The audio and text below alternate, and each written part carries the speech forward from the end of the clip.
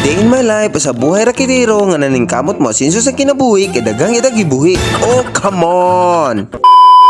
For to this video mga idol, another day, another vlog na punta. Bali nagbiyahe data karon padulong data sa Cebu City. Kay managko ta dito, kay mapasalamat ta sa mga grasya. Yang before ta mo biyahe mga idol, magpatubil sa ta diri. Kay man na mo biyahe ta nga dili ta maubsan ka layo-layo ra ba. Shout out ko aning pamboy diri sa PTT Damulog Cebu kay solid follower na bagini nako sila. Shout out ni Modol. Ya syempre mohapit butag check sa to nga city diri og CBT Oil kung napa bay sulod kay tingalig mahubsan ta na kuyawan tang magduot ta. Ya syempre adto po ni pahanginan gamay atong ligid kay medyo ni flat na gamay na pareha na sa imong ilong. Bitaw joke ra. Ito mga idol dapat ginato na i-check tanan mga idol before ta magbiyahe layo kay tingay mabiryahan ta lisod na. Yan nakanindot diri sa PTT mga idol libre rang hangin diri. Amo nang ganahan jud ta diri ra ta magpahangin kay makasave ra ta sa kwarta. Ya kay man na matag-check sa atong balsa mga idol so moadto na ta magbiyahe na ta. Tara, let's go. Wa man dugay mga idol naabot na dayta. Balik isugat day ko diri sa ako manghod mga idol. Kay ni suggest mangod siyang ari lang may mag-parking kuno dapit sila boarding house diri sa may Mango Avenue. By the way mga idol kanila ko manghod mga idol nagtrabaho ni siya diri sa Cebu. Usa din ni sa ka chef cook diri sa usa ka pinakasikat nga Japanese restaurant diri sa Cebu. Ang name din silang company kay Botijo. Ya kay man na mag-ilis ako mga kauban nga chicks sa moadto na ta maglakaw na ta ginahinay. Kay mangita sa may kakan-an maniudto sa midaan. Usa mo ta mga idol na ni-offer na mag free sample silang pagkaon ang Mr. Donut. O shout out ko sa Mr. Donut diri sa Mango Avenue. Ya karon magpabuta-buta kuno hayta kay aron nay maluoy na tumuhatag og kwarta.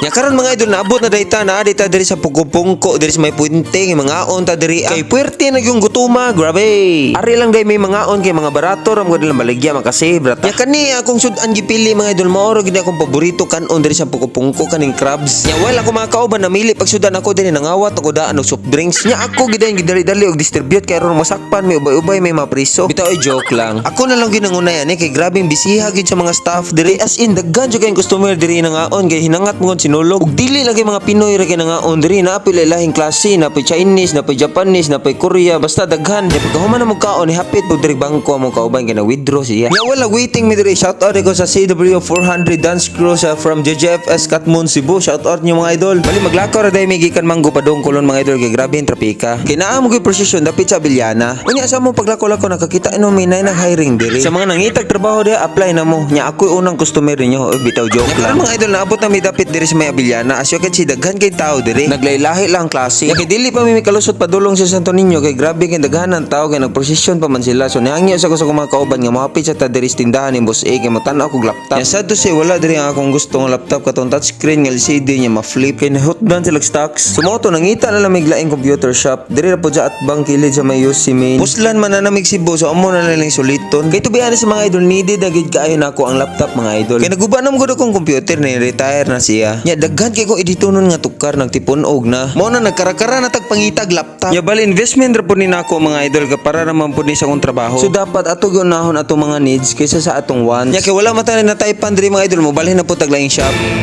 Mangita pa rin biglaing shop mga idol kay among natanaw diri sa mga mahal ang uban built-in ang iyang storage ang iyang RAM so nangita ko ma-upgrade gamay RAM kay para if ever nga ganahan ta mag-upgrade sa memory niya pwede ra kay gamiton gila na ko pang tuan gamiton nila ko pang editing sa music so tara let's go daghang tao diri man kay sinulog na ugma.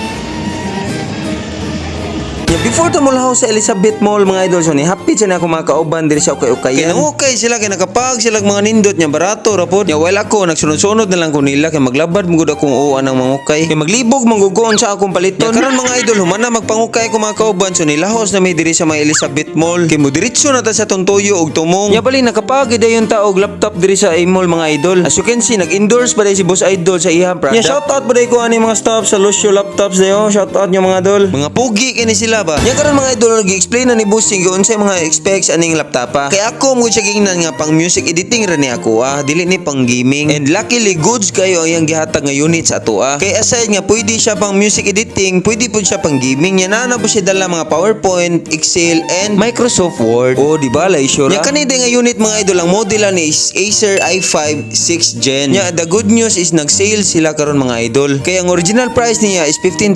Nya nagsinulog sale man sila so nahog na lang og 9,999 na lang. Piso na lang kulang para ma 10,000. Nya karon ato na siya bayaran. 10,000.